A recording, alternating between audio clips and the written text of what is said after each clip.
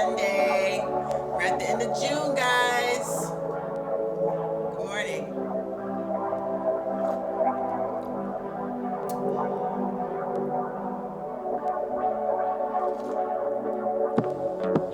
Believe, believe, believe, believe, believe,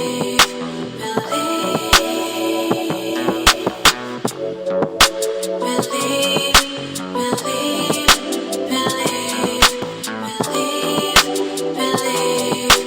believe. I see pretty lights in the distance.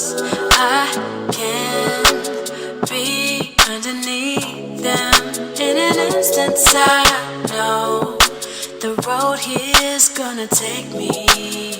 No, I won't fall, but if I did, nothing could break me. Don't let fear get in front of you. Know just where you wanna go. Know in your heart you'll arrive. Right. Whatever is ahead of you, there is something that you should know. You're in for such a beautiful ride. And so I believe, oh I believe, I believe you, believe,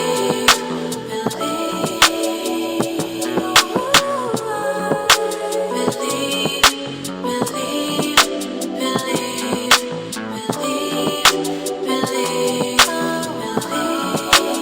Look how far you've come from where you came from. Look at where you're going, going. Look how far you've come from where you came from. Look at where you're going, going. Gold skies over hill and the highway.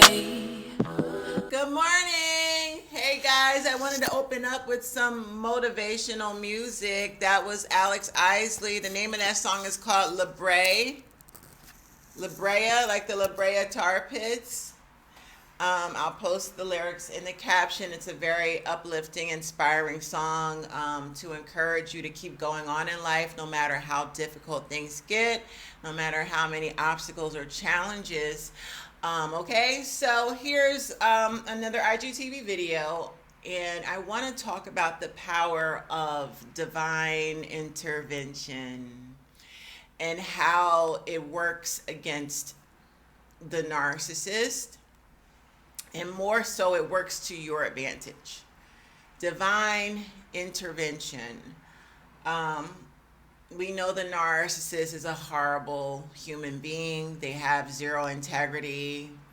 They put on a facade to the outside world. They're such a good Samaritan, but they wait until they get behind closed doors to unleash their despicable behaviors, their poor morals, their controlling, manipulative, abusive behavior to those that are closest to them. The narcissist is not who he portrays himself to be. And you found out the hard way. This person was an abuser. This person was insidious with his abuse, very covert, very conniving. And worst of all, there was something that happened, a huge blow up. Whether your ex, the narcissist, physically assaulted you, whether you walked in on him with his other lover, the person he was cheating on you with, whether his family members were helping him to cover up his infidelity. They knew the side chick and they were all treating you funny, and you just kept feeling this weird energy. Something major happened to force you to say, okay, I give up. This is not the relationship for me. I love this individual, but this person just keeps hurting me. and blaming me. Not only are they hurting me, they're gaslighting me to the point where I'm blaming myself. And then they're not, after they get through blaming you, then they run and they tell their family and friends that it's all your fault. And then they play victim, okay? And, you don't really have any friends or family to run to. And they do this, they isolated you on purpose. They controlled you and kept you away from your friends and family so that, this is what the narcissist does. They isolate you from your family and friends so that they can get you in the corner. You ever see a mouse and a cat? You ever see a cat when a cat corners a mouse? What does a cat do? A cat will slap that mouse around and play with that mouse and toy with the mouse. And there's no one around to save the mouse. And that's the same thing with the narcissist. He isolates you specifically away from family and friends. He doesn't allow you to go out. He grooms you to serve him, to be his personal slave. So when he's at home abusing you and controlling you, you can't run and tell anybody. And if you try to, he's already convinced his family and friends that he's the victim and you're the bad guy. But nonetheless, something happened. There was a huge a blowout, like I said, and it stings. It was so fucked up how you had to finally see with your own eyes that you've been betrayed the entire relationship. It is painful. It is heartbreaking. It is very traumatic. One thing I can say, when I coach people every day and I do these phone consultations, this has a devastating long-term effect on people, because it's just hard to come to terms with, okay, this person said they were going to marry me. This person said they loved me. We were going to build this future together. And then I come to find out this person has been betraying me the entire time. This person never had any intention of doing any of the things they promised me, because they were busy living a double and triple life. That's what the narcissist does. He lives that double and triple life. He's got other relationships going on that you are not aware about. He's over here promising another person marriage, the same thing he promised you. Just, they got a bunch of drama everywhere. That's why they have multiple baby mothers and multiple baby fathers. It's so they can juggle the drama, they can facilitate and use multiple people at the same time. And it's really fucked up and it's unfair. Absolutely, it was unfair to you. You didn't deserve it. But let me tell you something about divine intervention. Yeah, it stings. Yeah, it hurts. But just know that God had a hand in all of this. God has not left your side. He was there the entire time. What God was doing was he was allowing you to see things for yourself. He was allowing you to learn that lesson. He just stepped back and he was watching the whole time. He was there with you. He never left. But God steps out of the way so that we can just get burnt. So we got to get burnt, y'all. We got to get played. We got to learn the lesson on our own before he even decides to intercept.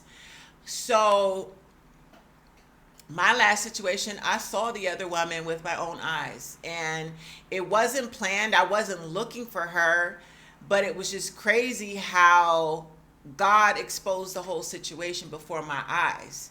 Was it painful? Absolutely. It was incredibly painful, but it confirmed all my suspicions. I had suspicions, but I did not have concrete evidence. And then out of the blue, here it is. God exposes my ex with his baby mother, and I saw it with my own eyes.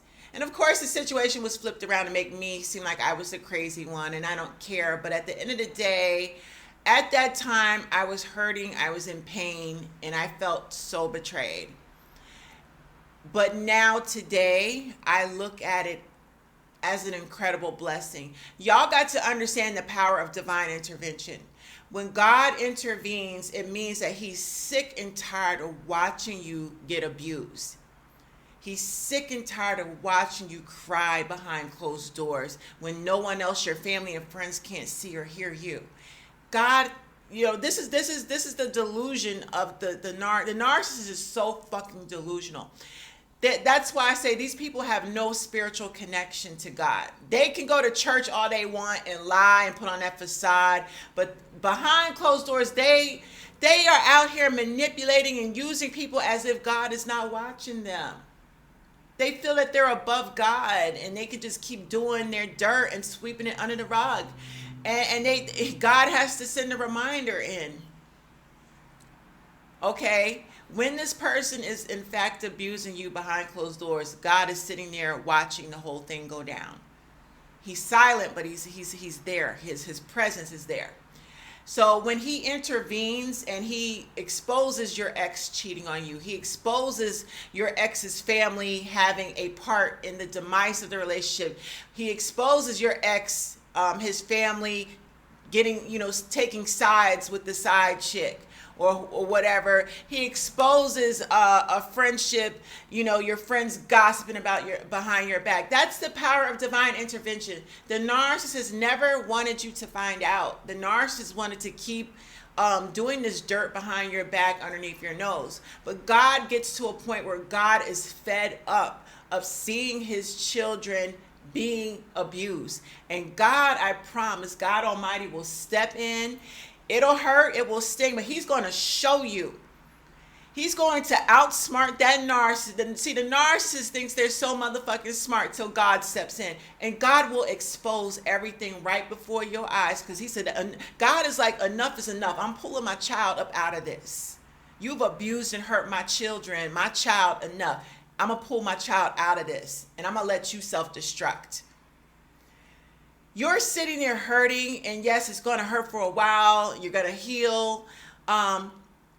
But the power of divine intervention, it works against the narcissist, because the narcissist is not greater than God.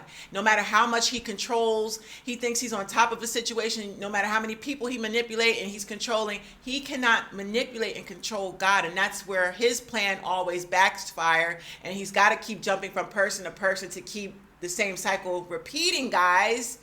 It's because God foils his plans.